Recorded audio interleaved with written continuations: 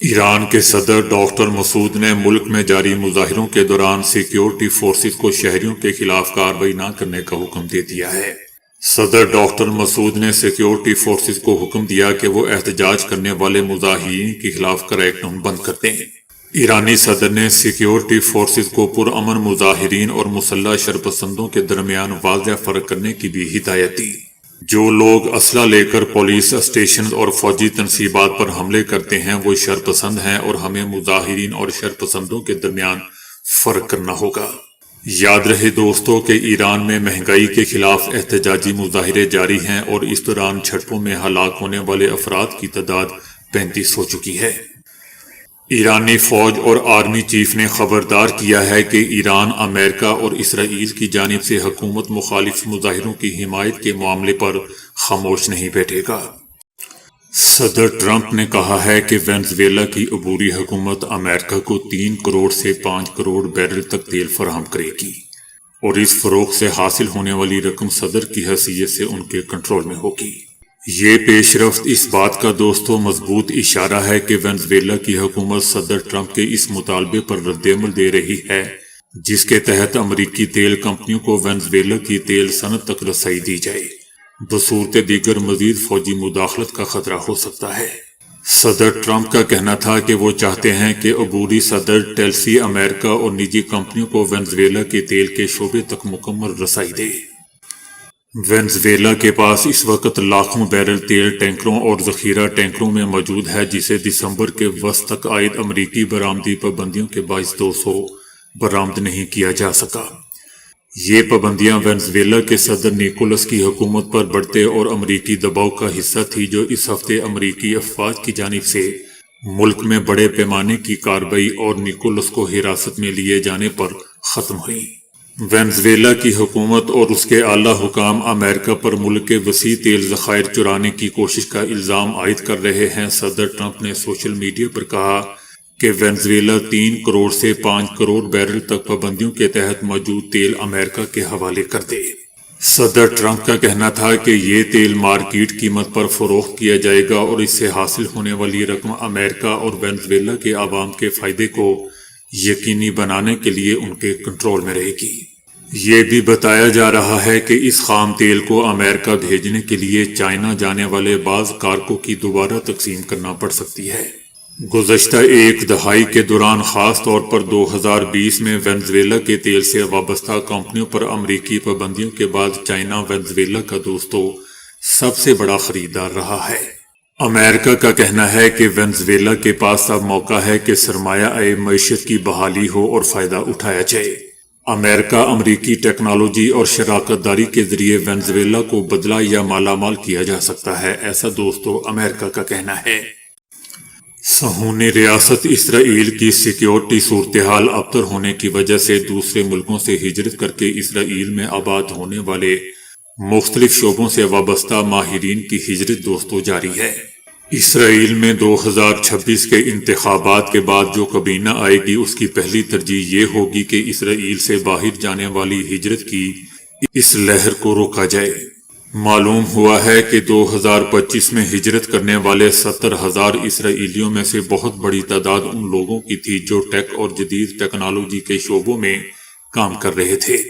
ان لوگوں کے ہجرت کرنے کی زیادہ وجہ یہ تھی کہ ان کے لیے روزگار کے مواقع تلاش کرنا باقی اسرائیلیوں کے مقابلے میں کہیں زیادہ آسان تھا۔ اسرائیل کی جدید ٹیکنالوجی کمپنیوں کے مینیجرز اور اعتراف کرتے ہیں کہ اسرائیل میں قانونی بغاوت کے آغاز کے بعد اور پھر جنگ شروع ہونے کے بعد ان کے ملازمین کی طرف سے بیرون ملک فلسطین کے مقبوضہ علاقوں سے باہر منتقل ہونے کی درخواستوں پر بہت زیادہ اضافہ ہوا۔ اسرائیلی ماہرین کا کہنا ہے کہ اسرائیل کی جدید ٹیکنالوجی اور معیشت کو سب سے بڑا خطرہ مصنوعی ذہانت یا کوئی اور ٹیکنالوجی سے نہیں بلکہ سادہ الفاظ میں کہا جائے تو دماغوں کی ہجرت اسرائیل کو خطرے میں ڈال رہی ہے۔ اسرائیلی صہیونی میڈیا نے رپورٹ کیا ہے کہ نیتن یاہو نے روسی صدر پوٹن کے ذریعے ایران کو پیغام بھیجا ہے کہ اسرائیل کا ایران پر حملہ کرنے کا کوئی ارادہ نہیں ہے۔ نیتن یاہو نے صدر پوٹن کے ساتھ ٹیلی فونک پر دوستو بات چیت کی ہے اور ان کے ذریعے ایران کو کشیدگی نہ بڑھانے کے پیغامات بھیجے گئے ہیں۔ نیتن یاہو کا صدر پیوٹن سے یہ بھی کہنا تھا کہ اگر اسرائیل پر حملہ کیا گیا تو اس کے بہت سنگین نتائج برآمد ہوں گے۔ اسرائیل کو اس بات کی فکر ہے کہ ایران پہلے ہی اسرائیل پر حملہ کرے گا۔ ہنگامی اور جنگی حالات کے باوجود روسی آبدوز کی وینزویلا کے ایک تیل بردار جہاز کے ساتھ موجودگی نے امریکہ کی اس کوشش کو ناکام بنا دیا ہے جس میں وہ اس جہاز کو قبضے میں لینا چاہتا تھا۔ امریکی اخبار وال سٹریٹ جرنل نے امریکہ کی وزارت دفاع اور بحریہ کے باخبر ذرائع سے رپورٹ کیا ہے کہ روس نے ایک جوہری آبدوز وینزویلا کے تیل بردار جہاز کی حفاظت کے لیے روانہ کی ہے۔ یہ جہاز وینزویلا کا خام تیل لے کر جا رہا تھا اور سمندر میں وینزویلا کے ساحل کے قریب امریکہ کی جانب سے اسے روکنے اور پکڑنے کی کوشش کی جا رہی تھی۔ رپورٹ میں یہ بھی بتایا گیا روسی آبدوز کی حفاظت میں یہ جہاز آخری منزل غالباً بھارت یا چائنا ہو سکتی ہے۔ بتایا جا رہا ہے کہ روسی آبدوز کی موجودگی نے عملی طور پر امریکہ کے لیے اس جہاز کو روکنے کی کوئی بھی بحری کارروائی ناممکن بنا دی ہے۔ وال سٹریٹ جرنل میں واضح طور پر لکھا گیا ہے کہ صدر نیکولس کی امریکی گرفتاری اور واشنگٹن کی حالیہ فوجی کارروائی کے بعد وینزویلا کی حکومت کے لیے روس کی واضح حمایت کی علامت ہے۔ اخبار دوستو یہ بھی لکھتا ہے کہ یہ اقدام دو بڑی طاقتوں کے درمیان بالواسطہ ٹکراؤ کی ایک نئی سطح کو ظاہر کر رہا ہے۔ گزشتہ مہینوں میں امریکی پابندیوں کے باعث یہ جہاز وینزویلا کے تیل کی برآمد کے لیے غیر رسمی راستے استعمال کر رہا تھا۔ امریکی حکومت کا دعویٰ تھا کہ یہ جہاز پابندیوں کی خلاف ورزی کر رہا ہے اور اسے قبضے میں لیے جانا چاہیے، لیکن روسی آبدوز کی شناخت کے بعد یہ کارروائی روک دی گئی۔ جبکہ دوسری طرف روس کا کہنا ہے کہ روس ہمیشہ اپنے اتحادیوں کو یک طرفہ اور غیر قانونی اقدامات کے خلاف سہارا دیتا رہتا ہے۔ روس کا یہ بھی کہنا ہے کہ بین الاقوامی پانیوں میں روسی بحری جہازوں کی موجودگی مکمل طور پر قانونی ہے اور یہ سمندری قوانین کے مطابق ہے۔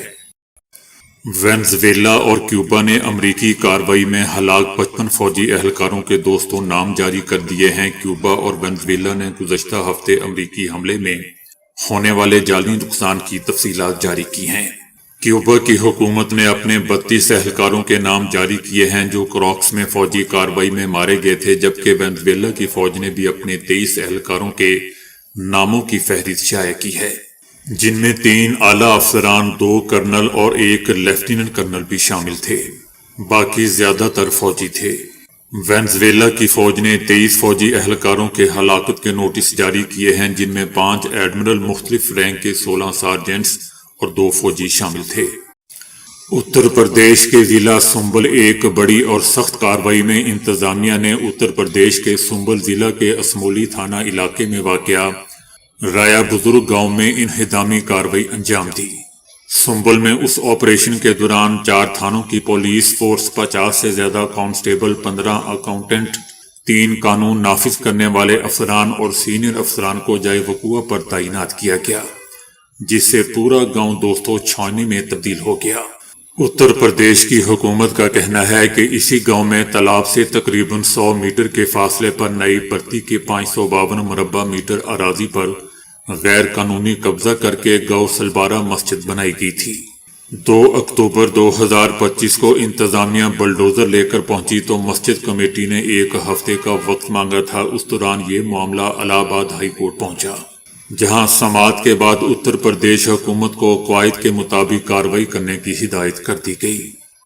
پولیس کی بھاری نفری اور انتظامیہ کی موجودگی میں 4 بلڈوزر کے ساتھ کارروائی شروع ہوئی۔ امریکی نائب صدر جے ڈی وینس کے گھر پر حملے کا واقعہ پیش آیا ہے۔ جے ڈی وینس اور ان کے اہل خانہ واقعے کے وقت گھر پر موجود نہیں تھے۔ پولیس نے ایک شخص کو حراست میں بھی لیا ہے۔